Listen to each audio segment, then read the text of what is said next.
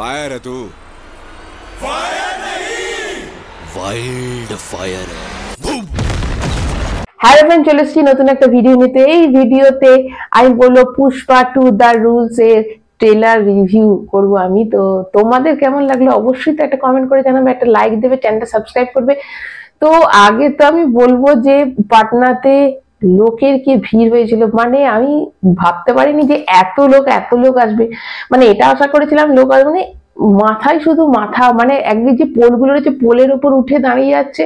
আর আল্লু অর্জুনের এন্ট্রি তো পুষ্পা যে গানটা দিয়ে হচ্ছিল ব্যাপক লাগছিল।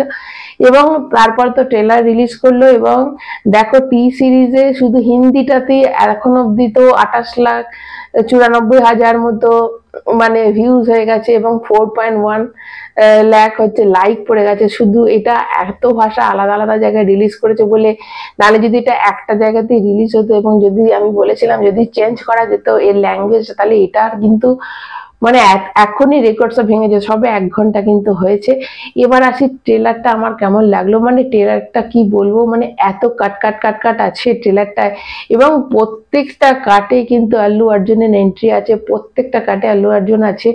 মানে এই সিনেমাটাতে মানে এই যে ট্রেলারটা দেখানো হলো এবং সব থেকে ভালো লাগলো সেই একটা গ্রে কালারের যেটা হয় সেটা নয়, এত কালারফুল। এত প্রথমে তো বলবো কালার গ্রেডিংটা অসম্ভব সুন্দর প্রথম থেকে শেষ অব্দি ট্রেলারটার হাইপটা এত, মানে মেকার্সরা যে বলেছিল যে তোমাদের হাইপটাকে যে হাই করে রাখতে, সেটা একদম ঠিক প্রথম থেকে শেষ অব্দি মানে ফাটাফাটি। মিনিট 48 সেকেন্ডের যে ট্রেলারটা হলো মানে লার্জার দ্যান লাইফ, মানে যেরকম ট্রেলার এবং কালার গ্রেডিং অসম্ভব সুন্দর। যেমন সুন্দর বিজিএম, দেখো ফার্স্ট পার্টের বিজিএম তো আমরা জানি যে আমাদের থামান করেছে, কিন্তু এখনো জানি না যে কোন জায়গাটা থামানের আছে। কিন্তু লাস্টে তোমাদের বলেছিলাম যে 30 সেকেন্ডের যেটা মানে অ্যাকশনটা, মানে অ্যাকশন তার সাথে ইমোশন আছে।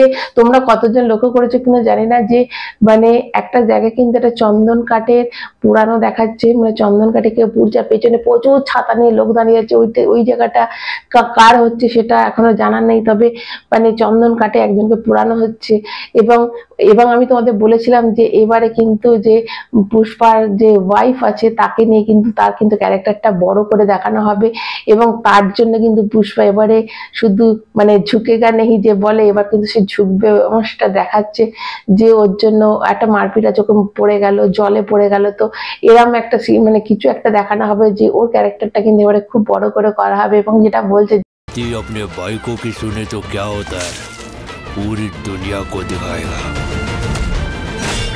যে পুষ্পা কিন্তু ওর বইয়ের কথা যখন শোনে তখন গোটা দেশ দেখবে। তো এই ডায়লগ গুলো আইকনিক ডায়লগ, কিছু ডায়লগ আছে যে পুষ্পা को क्या ন্যাশনাল সমঝায় ও ইন্টারন্যাশনাল है।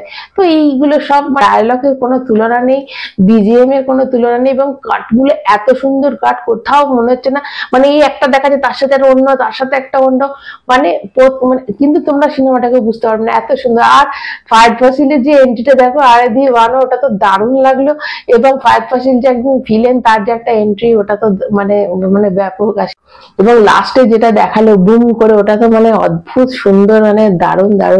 এবং মানে এই গল্পটা সিনেমাটাতে যেটা দেখালো, যেটা তার ইমোশন, একটা অ্যাকশন ইমোশনও আছে, তার ওয়াইফের সাথে তার ভালোবাসা যেটা আগেরটাতে মিস করে গেছিলাম। এবং প্রচুর চন্দন কাঠ। এবং তোমাদের আমি বলেছিলাম যে পুষ্পা কিন্তু ইন্টারন্যাশনালে মানে ইন্টারন্যাশনাল বারে যাবে। দেখো একদম ঠিক জাপানের কিন্তু কিছু সিন কিন্তু দেখিয়েছে, যেমন সেই টাকাটার জন্য সেটা এখানে দেখিয়েছে। তারপর যারা অ্যাকশন করছে তাদের মধ্যে কিছু জাপানিজ দেখিয়েছে।